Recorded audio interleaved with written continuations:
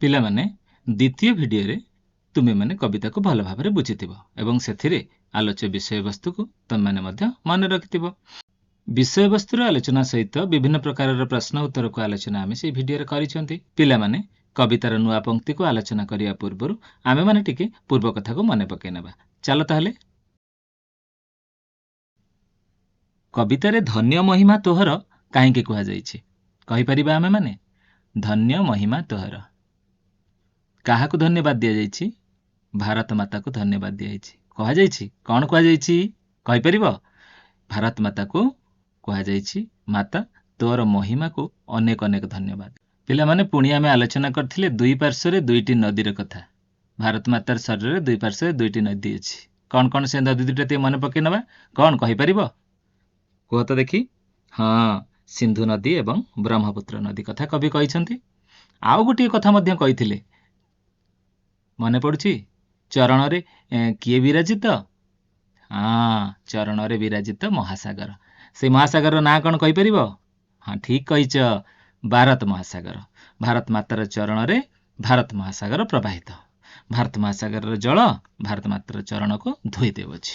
ଏହି କଥା ମଧ୍ୟ ଆମେ ମନେ ରଖିବା। ଠିକ୍ ଅଛି ପିଲାମାନେ, ତାହେଲେ ଆମେ ପୂର୍ବ ପାଠକୁ ଆଲୋଚନା କରିନେଲେ।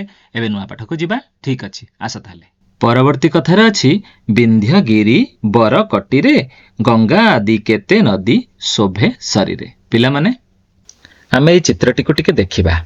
ତୁମେ ଦେଖ, ଏଇ ଚିତ୍ରରେ ତମେ କ'ଣ ଦେଖୁଛ? ଏଇ ଚିତ୍ରରେ ତମେ ଦେଖୁଛ ଭାରତ ମାନଚିତ୍ର। ତମେ ବିଦ୍ୟାଳୟରେ ଦେଖିଥିବ, ତୁମର ଆଟଲାସରେ ଦେଖିଥିବ, ବିଦ୍ୟାଳୟ କାନ୍ଥରେ ଟଙ୍ଗା ଯାଇଥିବ ଦେଖିଥିବ। ବର୍ତ୍ତମାନ ଆମେ ଟିକେ ଏଇ ଅଂଶକୁ ଦେଖିବା। ମୁଁ ଯୋଉ ଅଂଶ ଚିହ୍ନିତ କରୁଛି ଟିକେ ଦେଖିବା। ତମେ ନଜର ଦେଲ? ଠିକ୍ ଅଛି। ମୁଁ ଏବେ କହୁଛି, ଯଦି ଭାରତ ମାନଚିତ୍ରକୁ ଆମେ ଗୋଟେ ମଣିଷ ଆମ ଭାରତ ମାତା ବୋଲି ଭାବିବା, ତାହେଲେ ଭାରତ ମାତାର ମସ୍ତକ ଏଇଟା, ମୁଣ୍ଡ ପ୍ରଦେଶ। ଭାରତ ମାତାର ପାଦ ଅଂଶ ଏଇଟା। ଆମେ କହନ୍ତି ଉତ୍ତରରେ ହିମାଳୟ ପର୍ବତ, ଦକ୍ଷିଣରେ ଭାରତ ମହାସାଗର ଭାରତ ମାତାର ପାଦକୁ ଧୋଇ ଦେଉଅଛି। ଠିକ୍ ଅଛି।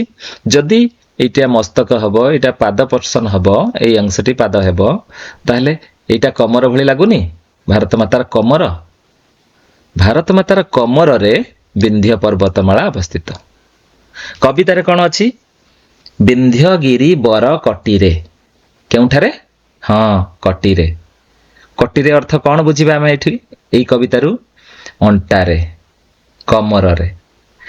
ଠିକ୍ ସେମିତି ଲାଗୁନି? ଠିକ୍ କମର ଅଞ୍ଚଳରେ, କମର ପ୍ରଦେଶରେ ବିନ୍ଧ୍ୟଗିରି ପର୍ବତ, ବିନ୍ଧ୍ୟ ପର୍ବତ ରେଞ୍ଜ, ମାଉଣ୍ଟେନରେ ତା କହନ୍ତି ବିନ୍ଧ୍ୟ ମାଉଣ୍ଟେନ ରେଞ୍ଜ, ଇଂରାଜୀରେ କହନ୍ତି ବିନ୍ଧ୍ୟଗିରି ପର୍ବତ, ବିନ୍ଧ୍ୟଗିରି ଅବସ୍ଥିତ।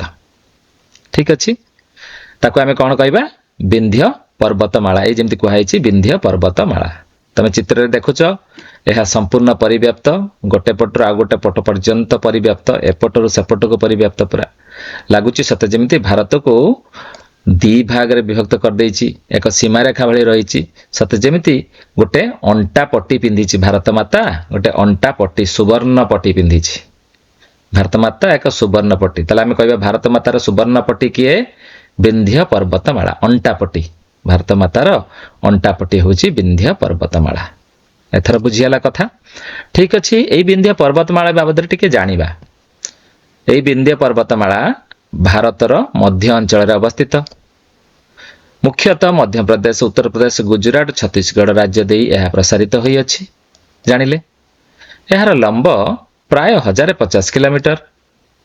ଏହା ପଶ୍ଚିମରେ ଗୁଜୁରାଟରୁ ଆରମ୍ଭ କରି ଉତ୍ତରପ୍ରଦେଶ ପର୍ଯ୍ୟନ୍ତ ଓ ବିହାର ପର୍ଯ୍ୟନ୍ତ ବିସ୍ତାରିତ। ଏହାର ପ୍ରାକୃତିକ ସୀମା ବିନ୍ଧ୍ୟ ପର୍ବତମାଳା ପାରମ୍ପରିକ ଭାବରେ ଉତ୍ତର ଭାରତ ଓ ଦକ୍ଷିଣ ଭାରତ ମଧ୍ୟରେ ସୀମା ଭାବେ ପରିଚିତ। ଏଇ ଯେମିତି ଉତ୍ତର ଭାରତ ଏଇଟା, ଦକ୍ଷିଣ ଭାରତ ଏଇଟା, ଏହା ମଧ୍ୟରେ ସୀମା ଭାବରେ ଏହା ଜଣାପଡ଼ୁଛି। ଏହାର ପ୍ରାକୃତିକ ବୈଶିଷ୍ଟ୍ୟ ହେଲା, ଏଠାରେ ବାଲି ପଥର, ପାହାଡ଼ ଓ ପ୍ଲାଟୋ ଦେଖାଯାଏ। ଠିକ୍ ଅଛି। ଏଇ ପାହାଡ଼ରୁ, ଏଇ ପର୍ବତମାଳାରୁ ନର୍ମଦା ନଦୀ ମଧ୍ୟ ପ୍ରଭାବିତ ହୋଇଅଛି। ଏହାର ସର୍ବୋଚ୍ଚ ଶିଖର ହେଉଛି କାଲୁମାର ପିକ୍, ଯାହାର ଉଚ୍ଚତା 752 ମିଟର। ପୁରାତନ ଭାରତୀୟ ଗ୍ରନ୍ଥ ଓ ଭୌଗୋଳିକ ଅଧ୍ୟୟନରୁ ଜଣାପଡ଼େ ବିନ୍ଧ୍ୟ ପର୍ବତମାଳାକୁ ଉତ୍ତର ଓ ଦକ୍ଷିଣ ଭାରତ ମଧ୍ୟରେ ଏକ ଗୁରୁତ୍ୱପୂର୍ଣ୍ଣ ସୀମାରେଖା ଭାବେ ବର୍ଣ୍ଣନା କରାଯାଇଛି। ଏହି ଅଞ୍ଚଳରେ ବନ୍ୟ ଜୀବଜନ୍ତୁ ସଂରକ୍ଷଣ କେନ୍ଦ୍ର ଅଛି, ଯାହାକୁ ବାନ୍ଧବଗଡ଼ ନ୍ୟାସନାଲ ପାର୍କ କୁହାଯାଉଛି। ଏହି ପାର୍କଟି ବାଘ ପାଇଁ ପ୍ରସିଦ୍ଧ ଅଟେ। ଆମେ ବିନ୍ଧ୍ୟ ପର୍ବତମାଳା ବାବଦରେ ଜାଣିଲେ। କବିତାରେ ଅଛି, ଆଉ ଥରେ ଟିକେ ମନେ ପକେଇ ନେବା। ବିନ୍ଧ୍ୟଗିରି ବର କଟିରେ, ହେ ଭାରତ ମାତା ତୋରି କଟି ପ୍ରଦେଶରେ ବିନ୍ଧ୍ୟ ପର୍ବତମାଳା ଅବସ୍ଥିତ। ଅର୍ଥାତ୍ ଆମେ ଏମିତି କହିପାରିବା, ଭାରତ ମାତା ତାଙ୍କ କମରରେ ସୁବର୍ଣ୍ଣପଟିଟିଏ ପିନ୍ଧିଛନ୍ତି। ସେ ସୁବର୍ଣ୍ଣପଟି ହେଉଛି କିଏ? ବିନ୍ଧ୍ୟ ପର୍ବତମାଳା।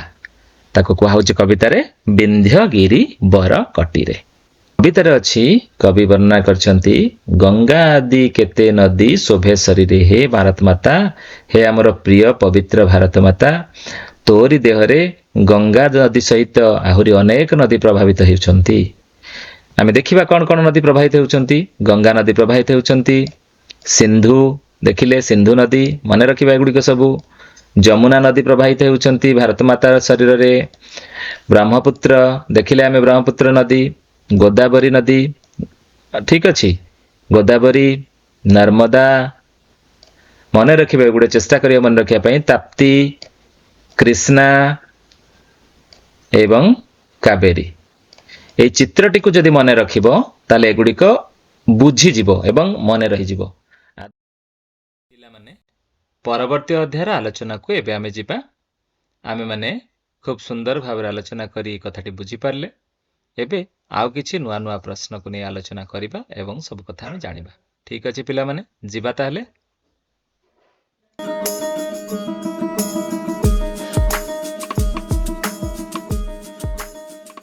ପିଲେ, କବିତାରେ ବ୍ୟବହୃତ ଗିରିବର ଶବ୍ଦରେ ବର ଅର୍ଥ ଶ୍ରେଷ୍ଠ, ନୁହେଁ କି? ଏହି ଅର୍ଥକୁ ଦୃଷ୍ଟିରେ ରଖ ଆଉ ଶବ୍ଦକୋଷରେ ବର ଲଗାଇ ନୂତନ ଶବ୍ଦ ଗଠନ କର। ଅର୍ଥାତ୍ ତୁମେ ଶବ୍ଦକୋଷ ଦେଖିବ, ବିଭିନ୍ନ ଶବ୍ଦ ବାଛିବ, ସେଥିରେ ବର ଲଗାଇ ଅର୍ଥପୂର୍ଣ୍ଣ ଶବ୍ଦ ଗଠନ କରିବ। ଆମେ ସେ କଥାକୁ ଟିକେ ଆଲୋଚନା କରିଦେବା ତାହେଲେ। ଆଚ୍ଛା, ଆଉ କ'ଣ ସବୁ ଶବ୍ଦ ହେଇପାରିବ ଯାହା ବର ଲାଗି ଭଲ ଶବ୍ଦଟିଏ ହେବ, ଯାହାର ଅର୍ଥ ଥିବ? କହିବା ତାହେଲେ। ଠିକ ଅଛି, ଦେଖ, ବୀରବର କ'ଣ ହବ ତାର ଅର୍ଥ କହିଲ ମତେ? ହଁ, ବୀରମାନଙ୍କ ଶ୍ରେଷ୍ଠ, ଶ୍ରେଷ୍ଠ ବୀର, ବୀରବର, ନାଇଁ କି? ଠିକ ଅଛି। ତାପରେ ଆସିଲା କବିବର। କ'ଣ ହବ? କବିମାନଙ୍କ ମଧ୍ୟରେ ଶ୍ରେଷ୍ଠ, କବିବର। ବୁଝି ହେଇଗଲା ଏ କଥାଟି। ତାପରେ ମୁନିବର ବି ହବ, ମୁନିମାନଙ୍କ ମଧ୍ୟରେ ଶ୍ରେଷ୍ଠ, ମୁନିବର ହବ କି ନାଇଁ? ହଁ, ଭେରି ଗୁଡ୍। ହଁ, ବହୁତ ସୁନ୍ଦର। ଆଉ ସେମିତି କିଛି ଶବ୍ଦ ମୁଁ ତୁମମାନଙ୍କ ପାଇଁ ରଖିଛି। ଗୋଟିଏ ହେଉଛି ଦେବବର, ଦେବମାନଙ୍କ ଭିତରେ ଶ୍ରେଷ୍ଠ, ଦେବବର। ସେମିତି ଭକ୍ତବର କ'ଣ ହବ ତମେ ଟିକେ କହିଲ ନିଜେ? ହଁ, ଭକ୍ତମାନଙ୍କ ମଧ୍ୟରେ ଶ୍ରେଷ୍ଠ। ଜଣେ ଭଲ ଭକ୍ତର ନାଁ କହିଲ? ଭକ୍ତ ପ୍ରହଲ୍ଲାଦ, ନୁହେଁ କି? ହଁ, ତମେ ଗୋଟେ କାମ କରିବ, ତମ ଗୁରୁଜନଙ୍କୁ, ବାପା ମାଙ୍କୁ ପଚାରିବ ଭକ୍ତ ପ୍ରହଲ୍ଲାଦ ଗପଟି, ସେ ତୁମକୁ କହିବେ। ମନେ ରହିଲା? ଆଉ ଗୋଟିଏ ଶବ୍ଦ ଆମେ କହିବା, ତାହା ହେଉଛି ମିତ୍ରବର, ମିତ୍ରମାନଙ୍କ ମଧ୍ୟରେ ଶ୍ରେଷ୍ଠ। ଆଚ୍ଛା, ମହାଭାରତରେ ମିତ୍ରବର କାହାକୁ କହିପାରିବା ଆମେ? ଟିକେ ମନେ ପକେଇଲ, କାହାକୁ କହିପାରିବା? ଦୁର୍ଯ୍ୟୋଧନଙ୍କର ମିତ୍ର କର୍ଣ୍ଣଙ୍କୁ କହିପାରିବା ମିତ୍ରବର। ଯେତେ ଦୁଃଖ ଥିଲେ ମଧ୍ୟ ମିତ୍ରଙ୍କୁ ସେ ଛାଡ଼ି ନଥିଲେ। ଆଚ୍ଛା, ଠିକ ଅଛି ପିଲାମାନେ, ତମେ ଏତେ କଥା ଜାଣିଲଣି। ଏବେ କୁହ, ନୃପବର କ'ଣ ହବ? କହିପାରିବ? ହଁ, ନୃପ ମାନେ ଜାଣିନ? ଆରେ ଏଇଟା ଗୋଟେ କଥା। ନୃପ ମାନେ ରାଜା, ରାଜାମାନଙ୍କ ଭିତରେ ଶ୍ରେଷ୍ଠ, ଶ୍ରେଷ୍ଠ ରାଜା, ତାଙ୍କୁ ନୃପବର କହିବା। କ'ଣ ବୁଝିହେଲା ଏଥର? ଏତେ ସବୁ ଶବ୍ଦ ତମ ସହିତ ମୁଁ ଆଲୋଚନା କଲି। ଏମିତି ତମେ ସବୁ ନୂଆ ନୂଆ ଶବ୍ଦ ଖାତାରେ ଲେଖିବ, ତାଲିକା କରିବ, ସାର୍ଙ୍କୁ ଦେଖେଇବ। ଠିକ ଅଛି? ହଁ, ପରବର୍ତ୍ତୀ କଥାକୁ ଯିବା ତାହେଲେ। ହଁ, ପରବର୍ତ୍ତୀ କଥା ଅଛି, କଟିରେ କହିଲେ ଆମେ କ'ଣ ବୁଝୁ ପିଲାମାନେ? କହିଲ, କଟିରେ। ଏଇଠି ତମମାନଙ୍କ ପାଇଁ ଏତେ ଗୁଡ଼ିଏ କଥା ଅଛି, କୋଉଟା ଠିକ ହବ ମତେ କହିବ। ପ୍ରଥମ କଥା ହେଉଛି, କଟିରେ ଦିଆଯାଇଛି କ'ଣ? ଭାରତ ମାତାର ଅଣ୍ଟାରେ। ଟିକେ ଭାବିଲ, ଏଇଟା ଠିକ ହବ କି? ଠିକ ତ ଲାଗୁଛି। ଭାରତ ମାତା ପାଖରେ, ଏଇଟା ଠିକ ହବ କି? ଭାରତ ମାତା ଶରୀରରେ, ଏଇଟା ବି ଠିକ ହବ କି? ଶରୀର ତ ହବ, ପାଖରେ? ଭାରତ ମାତା ଦେହରେ ହବ କି? ଆଚ୍ଛା, ଠିକ ଅଛି ପିଲାମାନେ, ଆମେ କ'ଣ କହିବା? ଭାରତ ମାତାର ଅଣ୍ଟାରେ। ତାହେଲେ କଟିରେ କବିତାରେ ଯେଉଁ କୁହାଯାଇଛି ତାର ଅର୍ଥ ଭାରତ ମାତାର ଅଣ୍ଟାରେ, ନୁହେଁ କି? ठीक अछि पिलामाने परवर्ती कथा को जिबा आमे ए कथाटी बुझिले कटी पई आमे केउ शब्द व्यवहार करि परिबा ठीक अछि पिले कटी पई आमे केउ शब्द व्यवहार करि परिबा मने पकाओ केउ शब्द व्यवहार करि परिबा ठीक अछि देखिबा ताले शब्द दुईटी अंटा व्यवहार करि परिबा कमर शब्द मध्य व्यवहार करि परिबा आमे कहंतिनि कि अंटा कमर ये सब शब्द आमे कटी पई व्यवहार करि परिबा ठीक अछि पिला माने आम जन्मभूमिर दुई पार्श्वरे थिबा जलधीर नाम लेख जलर चिन्ह आसीगलाणी दुई पटरे चित्र देखिबा देखिबा को पाउछ दुई पटरे जलधीर चिन्ह आसीगला कौन कौन जलधि अछि नदी सिंधु नदी ब्रह्मपुत्र नदी आम देशर आम जन्मभूमिर दुई पार्श्वरे दुईटी प्रसिद्ध नदी रही सिंधु एवं ब्रह्मपुत्र पिला माने नदी गुडी काम माने जानिले एथर उत्तर जानि पारले आम जन्मभूमिर दुई पार्श्वरे सिंधु नदी एवं ब्रह्मपुत्र नदी नामरे दुईटी जलधि रही जन्मभूमि कविता को पढ़ी प्रश्न गुड़िकर उत्तर दिए भारतर शरीर में केउ सब नदी शोभा पाउछि चित्र को देखिबा एवं नदी मानकर तालिका करिबा पिला माने भारतर मानचित्र तो मानक सामने आसीगला एबे देख नदी गुड़िक नाम सिंधु गंगा नर्मदा ताप्ती कृष्णा कावेरी गोदावरी ब्रह्मपुत्र जमुना एई भड़ी जनाशुना बड़ नदी गुड़िकर नामकरण करी मु रखिछि तम माने विद्यालय शिक्षक को पचारिब मानचित्र रे देखिब सांगसाथी को पचारिब बापा मां को पचारि अनेक गुडी नदीर तालिका तयारी करिब किंतु मु तुम मान पई एई भड़ी किछि नदीर तालिका तयारी करछि यथा गंगा जमुना गोदावरी सरस्वती नर्मदा सिंधु कावेरी ताप्ती कृष्णा ब्रह्मपुत्र तम माने ए नदी गुडी को सब माने रखिब एवं मु तुम मन पई गोटे बढ़िया कथा कहबी तम माने ए नदीर गतिपथ को मध्य माने रखिब केउ स्थान रु बाहरी केउ स्थान रे पहुंचिछि केउ स्थान रु बाहरी केउ स्थान रे पहुंचिछि ठीक अछि पिला माने परवर्ती प्रश्न को जिबा पिला माने केते नदी कहिले आमे कोन बुझिबा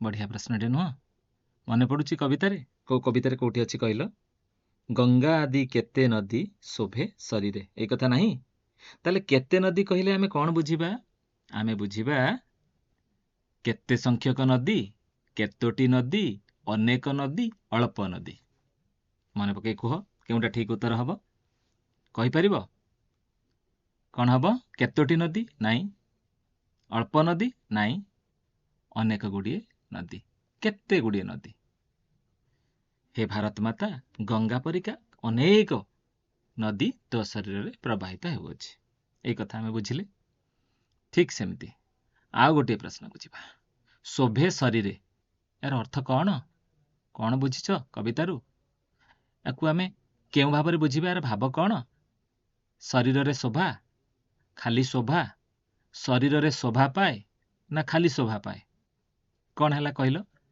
शरीर रे शोभा पाए ठीक कहिछ शरीर रे शोभा पाए कार शरीर रे शोभा पाए मते कहलो भारत मातार शरीर रे शोभा पाए किए शोभा पाए कहलो नदी माने शोभा पाती शोभा पाइबा कहले कौन बुझिल मु गोटे वाक्य कहूँ बंधु एही भली खुशी कथा तुम मुहरे शोभा पाए तार अर्थ कौन हबो भल लगे तुमे एमती भल कथा सब बेले कुह ठीक अछि एया बुझी पारले आमे प्रत्येक कथार भाव को बुझिबा देख आम घरर उत्तर पटरे एक मंदिर शोभा पाए एठी शोभा पाए कौन बुझिबा पिला माने आम घरर उत्तर पटे मंदिरटी अछि भल दिसुची एई कथा बुझिबा ठीक सेमिति यदि आमे कहिबा भारत मातार शरीर नदी माने शोभा पाती कौन बुझिबा खूब सुंदर भावरे भारत मातार शरीर एमती सब अनेक नदी कुळु कुळु नाद करी बही जाउछंती भल भी दिसुछंती भल लागुछंती अच्छा तुम माने नदी कूल बुलिया गले भल लागेनी पिकनिक जाइछ कि नहीं हाँ ठीक कथा परवर्ती कथा को जिबा पिला माने चरण रे विराजित महासागर एठारे महासागर काहाकु कुहा जाइछि कहि परिबो कहलो बंगोपसागर को नहीं अरब सागर को नहीं भारत महासागर को कुहा जाइछि ना प्रशांत महासागर को कुहा जाइछि हाँ तम माने ठीक मने रखिछ भारत महासागर को कुहा जाइछि भारत महासागर चित्र कोठी अछि एबे मने पकई पारुछ त हाँ एकदम तळे नहीं कि सेटा भारत महासागर ବଙ୍ଗୋପସାଗର ବି ଅଛି, ଆରବ ସାଗର ବି ଅଛି, ନୁହେଁ କି? ତିନି ସାଗରର ମିଳନ କୋଉଠି ହେଇଛି? ମୋ ମାର ଚରଣରେ ହେଇଛି, ମୋ ଭାରତ ମାତାର ଚରଣରେ ହେଇଛି। ମୋ ପବିତ୍ର ଭାରତ ମାତାର ଚରଣରେ ତିନୋଟି ସାଗର ମିଶିଛନ୍ତି, ତା ଭିତରୁ ଗୋଟିଏ ମହାସାଗର, ସେ ହେଉଛି ଭାରତ ମହାସାଗର। ଆମମାନେ ଏ କଥା ବୁଝିପାରିଲେ ଏଥର? ତାହେଲେ ଠିକ ଉତ୍ତର କଣ? ଭାରତ ମହାସାଗର। ସୁନ୍ଦର, ଭାରି ସୁନ୍ଦର ପିଲାମାନେ, ବଢିଆ ଉତ୍ତର ଦଉଛ। ଆଚ୍ଛା, ଏବେ କୁହ ଭାରତର ପବିତ୍ରତମ ନଦୀ କିଏ? କହିପାରିବ? ଅଛି, କବିତାରେ ଅଛି। ଆଚ୍ଛା ଠିକ ଅଛି, ମୁଁ କବିତାଟା ଗାଇ ଦଉଛି, ତମେ କହିବ ମନେ ପକେଇକି। ବିନ୍ଧ୍ୟଗିରି ବରକଟିରେ ଗଙ୍ଗା ଆଦି କେତେ ନଦୀ ଶୋଭେ ଶରୀରେ। କବି ପ୍ରଥମେ ଗଙ୍ଗାକୁ ନେଇଛନ୍ତି। ଆମେ ଜାଣିବା ଭାରତର ପବିତ୍ରତମ ନଦୀ ହେଉଛି ଗଙ୍ଗା ନଦୀ। କବି ଗଙ୍ଗା ନଦୀକୁ ଗୁରୁତ୍ୱ ଦେଇଛନ୍ତି। ଗଙ୍ଗା ଭଳି ପବିତ୍ରତମ ନଦୀ ସହିତ ଅନ୍ୟ କେତେ ଗୁଡ଼ିଏ ନଦୀ ତୋ ଶରୀରରେ ପ୍ରବାହିତ ହେଉଛନ୍ତି। ଠିକ ଉତ୍ତର ହେଲା ଗଙ୍ଗା ନଦୀ। ଏଥର ଆମେ ବୁଝିଲେ ପିଲାମାନେ? ପିଲାମାନେ, ଓଡ଼ିଶାରେ ପ୍ରବାହିତ ନଦୀମାନଙ୍କର ନାମର ତାଲିକା କରିବା। କେଉଁ ନଦୀ କେଉଁ ଜିଲ୍ଲା ଦେଇ ବହିଯାଇଛି ତାହା ମଧ୍ୟ ଆମେ ଆଲୋଚନା କରିନେବା। ବର୍ତ୍ତମାନ ଓଡ଼ିଶା ଦେଇ ପ୍ରବାହିତ ହେଉଥିବା ଛୋଟ ଛୋଟ ନଦୀମାନଙ୍କର ତାଲିକା ଏଠାରେ ଉପସ୍ଥିତ। ଆମେ ସେଗୁଡ଼ିକୁ ଆଲୋଚନା କରିନେବା। କାଠଯୋଡ଼ି ନଦୀ କଟକ ଜିଲ୍ଲା ଦେଇ ପ୍ରବାହିତ ହେଉଅଛି। ଦୟା ନଦୀ ଖୋର୍ଦ୍ଧା ପୁରୀ ଜିଲ୍ଲା ଦେଇ ପ୍ରବାହିତ ହୋଇଅଛି। ଆମେ ଏଗୁଡ଼ିକୁ ସବୁ ମନେ ରଖିବା। ଭାର୍ଗବୀ ନଦୀ ଖୋର୍ଦ୍ଧା ପୁରୀ ଜିଲ୍ଲାରେ। କୁଶଭଦ୍ରା ନଦୀ କଟକ ଆଉ ପୁରୀ ଦେଇ ବହିଯାଇଛି। ବୁଢ଼ାବଳଙ୍ଗ ନଦୀ ମୟୂରଭଞ୍ଜ ଏବଂ ବାଲେଶ୍ୱର ଜିଲ୍ଲା ଦେଇ ବହିଯାଇଛି। ସାଳନ୍ଦୀ ନଦୀ କେଉଁଝର ଆଉ ଭଦ୍ରକ ଜିଲ୍ଲା ଦେଇ ପ୍ରବାହିତ ହେଉଅଛି। ବଂଶଧାରା ନଦୀ ରାୟଗଡ଼ା ଓ ଗଞ୍ଜାମ ଦେଇ ପ୍ରବାହିତ ହେଉଅଛି। କୋଲାବ ନଦୀ କୋରାପୁଟ ଜିଲ୍ଲା ଦେଇ ପ୍ରବାହିତ ହେଉଅଛି। ମନେ ରଖିବା ନାଁ ଗୁଡ଼ିକ। ତେଲ ନଦୀ ବଲାଙ୍ଗୀର ଆଉ ସୋନପୁର ଜିଲ୍ଲା ଦେଇ ପ୍ରବାହିତ ହେଉଅଛି। ଓଙ୍ଗ ନଦୀ ବରଗଡ଼ ଓ ବଲାଙ୍ଗୀର ଜିଲ୍ଲା ଦେଇ। ଇବ୍ ନଦୀ ଝାରସୁଗୁଡ଼ା ସୁନ୍ଦରଗଡ଼ ଜିଲ୍ଲା ଦେଇ ପ୍ରବାହିତ ହେଉଅଛି। ଖରସୁଆଁ ନଦୀ ମୟୂରଭଞ୍ଜ ଜିଲ୍ଲା ଦେଇ ଯାଇଅଛି। ସୁନା ନଦୀ କଳାହାଣ୍ଡି। ଉତ୍ତରଣୀ ନଦୀ ବାଲେଶ୍ୱର ଜିଲ୍ଲା ଦେଇ ଯାଇଅଛି। ଆଉ ଗଙ୍ଗାଧର ନଦୀ ନବରଙ୍ଗପୁର ଜିଲ୍ଲା ଦେଇ ପ୍ରବାହିତ ହେଉଅଛି। ଏହିସବୁ ଛୋଟ ଛୋଟ ନଦୀ ବିଭିନ୍ନ ଜିଲ୍ଲା ଦେଇ ପ୍ରବାହିତ ହେଉଛନ୍ତି, ସେଗୁଡ଼ିକ ନାଁ ଆମେ ମନେ ରଖିବା। ପରବର୍ତ୍ତୀ ଚିତ୍ର ଆମେ ଦେଖିବା କ'ଣ ଅଛି। ବଡ଼ ନଦୀ ଗୁଡ଼ିକର ତାଲିକା। ଏଠାରେ ଚିତ୍ରରେ କ'ଣ ଦେଖୁଛ? ବଡ଼ ନଦୀଟିଏ ଦେଖୁଛ। ନଦୀର ମୁହାଣ, ନଦୀ, ତାର ଭୌଗୋଳିକ ସ୍ଥିତି, ଏଇଟା ଜିପିଏସ୍ରୁ ନିଆଯାଇଛି। ଏବଂ ନଦୀର ଚିତ୍ର ଦେଖ। ମହାନଦୀ, ଓଡ଼ିଶାର ବଡ଼ ନଦୀ ମହାନଦୀ। ଏହା ସୁବର୍ଣ୍ଣପୁର, ସମ୍ବଲପୁର, ବରଗଡ଼, କଟକ, ଜଗତସିଂହପୁର, ନୟାଗଡ଼, ଖୋର୍ଦ୍ଧା ଏତିକି ଜିଲ୍ଲା ଦେଇ ପ୍ରବାହିତ। ଠିକ ଅଛି, ଜାଣିପାରିଲେ ଆମେ। ବ୍ରାହ୍ମଣୀ ନଦୀ, ତାର କୂଳ, ନଦୀ ଚିତ୍ର ସବୁ ଦେଖିପାରୁଛ। ଏହା ସୁନ୍ଦରଗଡ଼, ଅନୁଗୁଳ, ଢେଙ୍କାନାଳ ଆଉ କେନ୍ଦ୍ରାପଡ଼ା ଜିଲ୍ଲା ଦେଇ ପ୍ରବାହିତ ହେଉଅଛି। କେଉଁ କେଉଁ ଜିଲ୍ଲା? ସୁନ୍ଦରଗଡ଼, ଅନୁଗୁଳ, ଢେଙ୍କାନାଳ ଆଉ କେନ୍ଦ୍ରାପଡ଼ା ଜିଲ୍ଲା ଦେଇ ପ୍ରବାହିତ ହେଉଅଛି। ପରବର୍ତ୍ତୀ ଚିତ୍ରରେ ଦେଖିବା କେଉଁ ନଦୀ? ବୈତରଣୀ ନଦୀ। ବୈତରଣୀ ନଦୀର ଚିତ୍ର ଆମେ ଦେଖିବାକୁ ପାଉଛନ୍ତି। ଏହା କେଉଁଝର, ଭଦ୍ରକ, ଯାଜପୁର ଆଉ କେନ୍ଦ୍ରାପଡ଼ା ଜିଲ୍ଲା ଦେଇ ପ୍ରବାହିତ ହେଉଅଛି। ଠିକ ଅଛି। ଆଉ ଗୋଟେ ଚିତ୍ରରେ ଆମେ ଦେଖିବା ସୁବର୍ଣ୍ଣରେଖା ନଦୀ। ଏହା ମୟୂରଭଞ୍ଜ ଆଉ ବାଲେଶ୍ୱର ଜିଲ୍ଲା ଦେଇ ପ୍ରବାହିତ ହେଉଅଛି। ଋଷିକୁଲ୍ୟା ନଦୀ, ଏହି ନଦୀ କନ୍ଧମାଳ ଆଉ ଗଞ୍ଜାମ ଦେଇ ପ୍ରବାହିତ ହେଉଅଛି। ଋଷିକୁଲ୍ୟା ନଦୀ। ଠିକ ଅଛି। ପରବର୍ତ୍ତୀ ଚିତ୍ରରେ ଦେଖିବା ଇନ୍ଦ୍ରାବତୀ ନଦୀ। ଇନ୍ଦ୍ରାବତୀ ନଦୀ କୋରାପୁଟ ଆଉ ନବରଙ୍ଗପୁର ଜିଲ୍ଲା ଦେଇ ପ୍ରବାହିତ ହେଉଅଛି। ଶେଷରେ ଦେଖିଲେ ନାଗାବଳୀ ନଦୀ, ଯେଉଁ ନଦୀ କଳାହାଣ୍ଡି ଆଉ ରାୟଗଡ଼ା ଦେଇ ପ୍ରବାହିତ ହେଉଅଛି। ଠିକ ଅଛି ପିଲାମାନେ, ଆମେ ଓଡ଼ିଶାର ବଡ଼ ବଡ଼ ନଦୀ ଆଉ ଛୋଟ ନଦୀମାନଙ୍କର ପ୍ରବାହ ଏବଂ କେଉଁ ଜିଲ୍ଲାରେ ତାହା ପ୍ରବାହିତ ସେ ବାବଦରେ ତଥ୍ୟ ଜାଣି ପିଲାମାନେ ଏସବୁ କଥା ତମେ ମନେ ରଖିବ। ମାନଚିତ୍ରରେ ଏସବୁକୁ ଦେଖିବ, ଖାତାରେ ଲେଖି ରଖିବ ଏବଂ ତମେ ସାଙ୍ଗସାଥୀଙ୍କ ସହିତ ଏହି କଥାକୁ ଆଲୋଚନା ମଧ୍ୟ କରିବ। ତମର ସବୁଦିନ ପାଇଁ ମନେ ରହିବ। ପିଲାମାନେ, ଆମେ ପ୍ରଶ୍ନ ଉତ୍ତର ଆଲୋଚନା ବି କଲେ, କବିତାର ଏହି ଅଂଶକୁ ଭଲ ଭାବରେ ବୁଝିପାରିଲେ। ଆଚ୍ଛା ପିଲାମାନେ, ମୋ ସହିତ କବିତାକୁ ଟିକେ ସୁନ୍ଦର ସ୍ୱରରେ ତମମାନେ ଗାଅ। ତମମାନେ ପ୍ରସ୍ତୁତ ଅଛ? ମୁଁ ଗାଇବି, ମୋ ସହିତ ତମମାନେ କବିତାଟିକୁ ଗାଇବ, ମନେ ମଧ୍ୟ ରହିବ। ଠିକ ଅଛି ପିଲାମାନେ, ଆରମ୍ଭ କରିବା। ଦୁଇ ପାରୁ ସେ ଜଳଧି ବ୍ରହ୍ମପୁତ୍ର ସିନ୍ଧୁ ନଦୀ ଚରଣରେ ବିରାଜିତ ମହାସାଗର। କ'ଣ କହିଲି? ଦୁଇ ପାରୁ ସେ ଜଳଧି ବ୍ରହ୍ମପୁତ୍ର ସିନ୍ଧୁ ନଦୀ ଚରଣରେ ବିରାଜିତ ମହାସାଗର। ତାପରେ କ'ଣ ଅଛି? ବିନ୍ଧ୍ୟଗିରି ବର କଟିରେ ଗଙ୍ଗା ଆଦି କେତେ ନଦୀ ଶୋଭେ ଶରୀରେ। ବିନ୍ଧ୍ୟଗିରି ବର କଟିରେ ଗଙ୍ଗା ଆଦି କେତେ ନଦୀ ଶୋଭେ ଶରୀରେ। ଠିକ ଅଛି ପିଲାମାନେ, ତମାନେ କବିତାଟିକୁ ମନେ ରଖିବ। ଆଜି ଆଲୋଚନାରେ ତୁମମାନ ପାଇଁ ଏତିକି କଥା ରହିଲା।